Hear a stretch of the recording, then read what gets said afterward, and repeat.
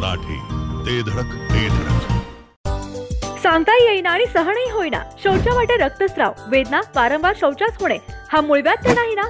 मिळवा कायमचा आराम, तोही एका दिवसात, वेदना रहित, विना टाका.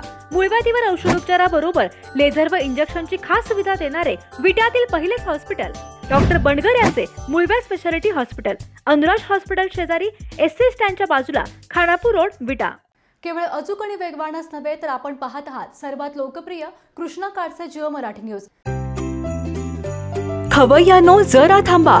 घरगुती जेवण असो किंवा तुमच्या पार्ट्या, तुमच्या शाकाहारी किंवा मांसाहारी जेवणाची चव द्विगुणितच होणार. विट्यातील खताळ बंधू यांची ब्रँड ठरलेली आणि गलाई व्यावसायिकांसह विदेशातील लोकांच्या जिभेला चटक लावणारी ओम श्री गुरुमाऊली स्पेशल आणि खमंग चटणी तसेच ग्रेव्ही आपल्या घरी वापरायला अजिबात विसरू नका.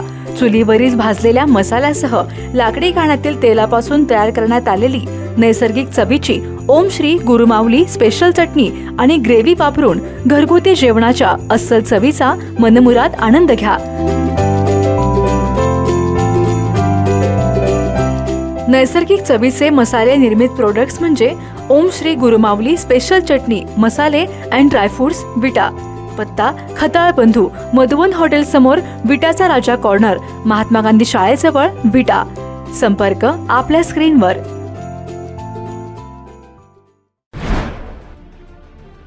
वीज विभागातील सर्वात मोठे रॅकेट विटा परिसरात समोर आल्याने मोठी खळबळ उडाली आहे.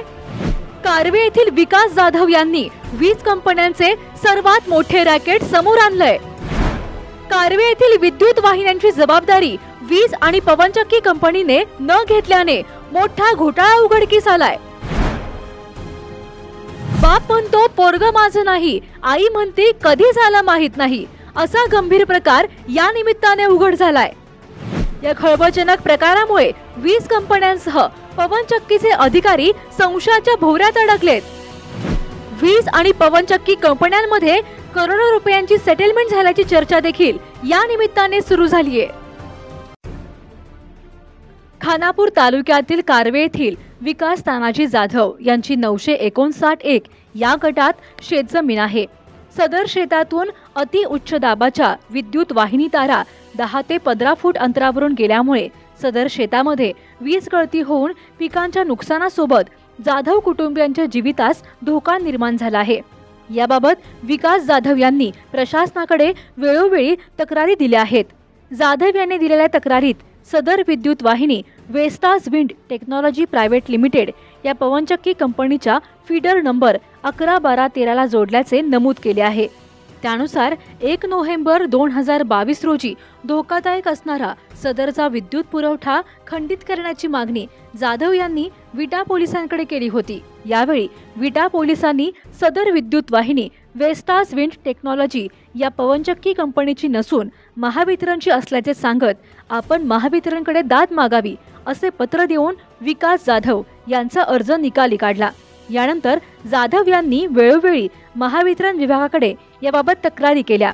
एवढेच नव्हे तर विद्युत निरीक्षक विभाग मिरज यांच्याकडे देखील तक्रार करून विकास जाधव यांनी याबाबत दाद मागितली.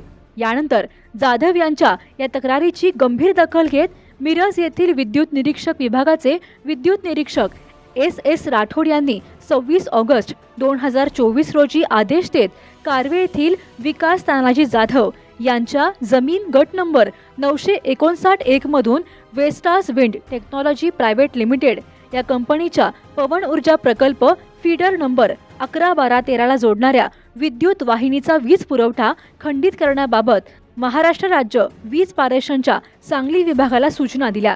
परंतु विद्युत निरीक्षकांच्या आदेशावर निर्णय घेण्याचे अधिकार वीज पारेषणला नसून महावितरण विभागाला असल्याचे सांगत वीज पारेषण कंपनीने या आदेशाला केराची टोपली दाखवली.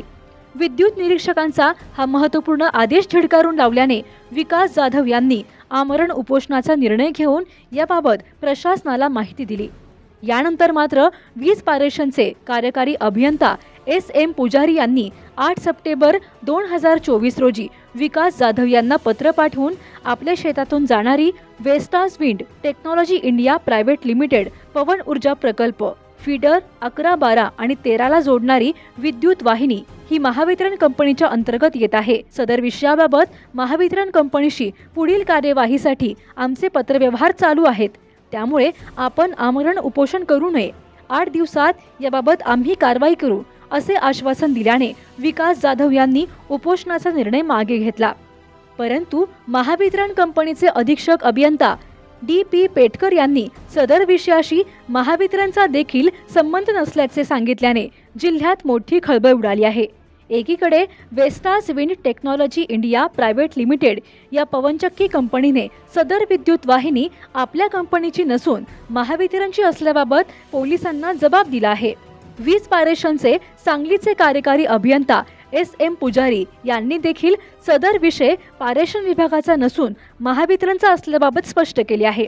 यानंतर मात्र वीज महावितरणचे अधीक्षक अभियंता DP पेटकर यांनी सदर विद्युत वाहिनी महावितरणची देखील नसल्याबाबत माहिती दिल्याने मोठी खळबळ उडाली आहे। त्यामुळे कारवे गावात जन्माला आलेली बेवारस विद्युत वाहिनी नक्की कोणाची आहे असा प्रश्न निर्माण झाला आहे। बाप म्हणतो पोरग माझं नाही, आई म्हणती कधी झालं मला माहित नाही, असा काहीसा प्रकार कारवे परिसरात पुढे आल्याने सर्वत्र खळबळ उडाली आहे। त्यामुळे Vestas wind technology private limited या पवन ऊर्जा प्रकल्पाच्या फीडर नंबर 11, 12 आणि 13ला जोडणाऱ्या विद्युत वाहिनी नक्की कोणाच्या आहेत, याला परवानगी कोणी दिली? शेतकऱ्यांच्या शेतातून या विद्युत वाहिनी नेत असताना शेतकऱ्यांच्या परवानग्या घेतल्या आहेत का? सदर विभागातून वाहणारी वीज नक्की कुठे जाते, यावर नक्की नियंत्रण कोणाचे आहे? शॉक लागून लोकांचा जीव गेल्यास, अगर पिकांचे नुकसान झाल्यास याला नक्की जबाबदार कोण? यासह असंख्य प्रश्न या निमित्ताने उपस्थित झाले आहेत। त्यामुळे बेवारस असणाऱ्या विद्युत वाहिनीचा खरा बाप कोण आहे याचा शोध घेण्याची गरज निर्माण झाली आहे। तर हा बाप शोधण्यासाठी वीज कंपन्यांसह पवनचक्की कंपन्यातील राज्यातील वरिष्ठ अधिकाऱ्यांपर्यंतचे DNA चेक करण्याची परिस्थिती निर्माण झाली आहे। हा प्रकार अत्यंत खळबळजनक असून हा राज्यातील मोठा घोटाळा, वीज कंपनी आणि पवनचक्की कंपन्यांमधील मोठे रॅकेट असल्याची चर्चा देखील सध्या सुरू झाली आहे। अशा राज्यातील संपूर्ण प्रकरणात पवनचक्की कंपनी आणि वीज कंपन्यांमध्ये मोठे साटेलोटे असून करोडो रुपयांची सेटलमेंट होत असल्याची देखील परिसरात जोरदार चर्चा सुरू आहे। त्यामुळे अशाच या मोठ्या घोटाळ्याची तातडीने चौकशी होऊन दोषींवर कारवाई करावी अशी मागणी विटा परिसरातून होत आहे। या प्रकरणी तातडीने कारवाई न झाल्यास विकास जाधव यांनी आमरण उपोषण करण्याचा निर्णय घेतला आहे। त्यामुळे या संपूर्ण प्रकाराचा उलगडा होणे महत्त्वाचे आहे। मी विकास तनय जाधव, गाव कारवे, तालुका खानापूर।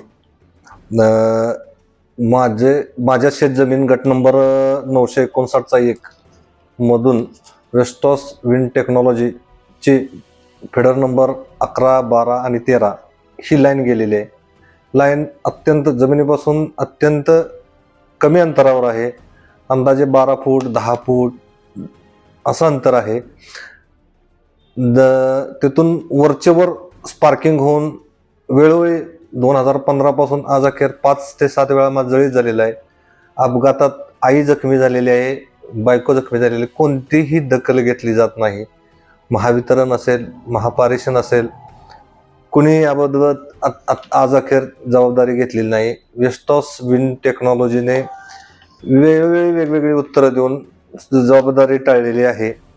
या संदर्भात विद्युत निरीक्षक यांनी येऊन प्रत्यक्ष पाहणी करून पंचनामा करून त्यावर आदेशही काढलेला 26/8/2024 रोजी सदर फीडर बंद करण्याचा किंवा विद्युत पुरवठा बंद करण्याचा आदेश येऊनही त्यावर कोणताही निर्णय आज अखेर घेतलेला नाही। 3 महिने निर्णय होऊनही आज ही कोणताही निर्णय घेतलेला नाही। 10/10/2022 रोजी सकाळी अपघात होऊन माझी बायको जखमी झाली होती। या संदर्भात सदर लाईन कोणाची आहे या संदर्भात माहिती नसल्याने मी पोलीस स्टेशनला तक्रार दाखल केली। तक्रार दाखल केल्यानंतर संबंधित अधिकाऱ्यांनी येऊन वेस्टास आणि महावितरणचे अधिकारी येऊन पंचनामा करून गेले। पंचनामा केल्यानंतर ज्यावेळेस कारवाई झाली त्यावेळेस पोलिसांनी मला समजपत्र असं दिलं की ही लाईन वेस्टासची नाही, वेस्टास कंपनीची नाही, तुम्ही योग्य ठिकाणी दाद मागा। योग्य ठिकाणी दाद मागण्यासाठी आम्ही पुन्हा एकदा हे केलं, पुन्हा एकदा दाद मागितल्यानंतर वितरणनी सांगितलं की ही लाईन पारेषणच्या अखत्यारीत येते. पारेषणच्या अखत्यारीत विद्युत निरीक्षकाने निर्णय दिला. विद्युत निरीक्षकाने निर्णय असा दिला की सदरची लाईन जबाबदारी कोणीही घेत नसल्याने